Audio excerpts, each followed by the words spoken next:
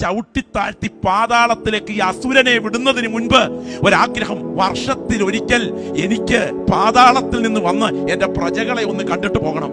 കാണാൻ വരുന്നുണ്ട് അടുത്ത ആഴ്ച.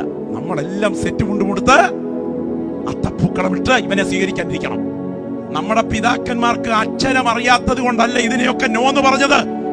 ആത്മനിറവ് പ്രാപിച്ച ദൈവമൈതലേ, ഇതൊക്കെ ആചരിച്ച് ഒഴുക്കിനൊത്തൊഴുകുന്ന നിനക്ക് സ്വർഗം കാലി കടന്നാലും ഈയക്കട്ടി പറന്നു കയറിയാലും നിത്യതയ്ക്ക് അർഹതയില്ലെന്ന് വചനമൊപ്പ്. ദൈവത്തെയും പിശാചിനെയും ഒരുപോലെ സേവിക്കുന്ന ഒരു പ്രകൃതം നമ്മുടെ പുരാതന പാരമ്പര്യത്തിലുണ്ട്. അതുകൊണ്ട് കിഴക്ക് ആരാധനയിൽ ദൈവത്തെ പ്രസാദിപ്പിക്കുമ്പോൾ ഭവന പ്രതിഷ്ഠയിൽ, പടിഞ്ഞാറത്തെ ഭാഗത്ത് അടുക്കള ഭാഗത്ത് വാസ്തുവിനെയും അല്ലെ പിശാചിനെ പ്രസാദിപ്പിക്കുന്ന രണ്ടുപേരെ ഒരുപോലെ അഡ്ജസ്റ്റ് ചെയ്യും. പക്ഷേ അങ്ങനെ ഇരിക്കെ ഇവിടെ കേരളത്തിൽ ഒരു ഉഗ്രപ്രതാപിയായ പൈശാചിക പ്രതിനിധിയായ അസുരൻ ആഗ്രഹിച്ചു അവനൊരു ഭക്തനായി മാറണമെന്ന്. മഹാവിഷ്ണുവിനെ പ്രസാദിപ്പിച്ച അദ്ദേഹം ഭക്തനായി മാറി. അതോടുകൂടി അനുഗ്രഹം കിട്ടി.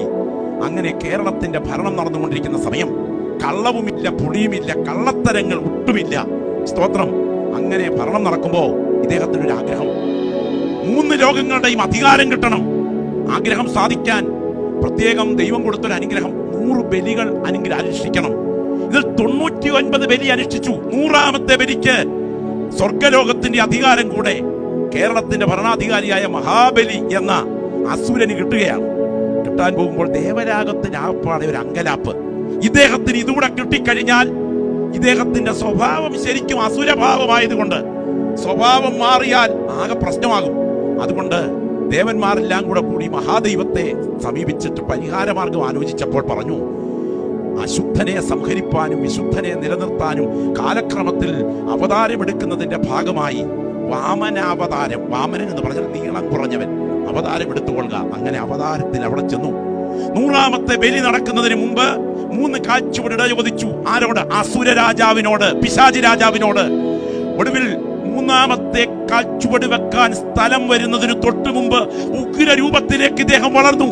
അങ്ങനെ ദൈവപ്രത്യക്ഷത, വാമനാവതാരം ഉയർന്നു കഴിഞ്ഞപ്പോൾ തലയിലേക്ക് വെച്ചുകൊള്ളാൻ അനുവദിച്ചു. ചവിട്ടിത്താഴ്ത്തി പാതാളത്തിലേക്ക് ഈ അസുരനെ വിടുന്നതിന് മുൻപ് ഒരാഗ്രഹം, വർഷത്തിലൊരിക്കൽ എനിക്ക് പാതാളത്തിൽ നിന്ന് വന്ന് എന്റെ പ്രജകളെ ഒന്ന് കണ്ടിട്ട് പോകണം.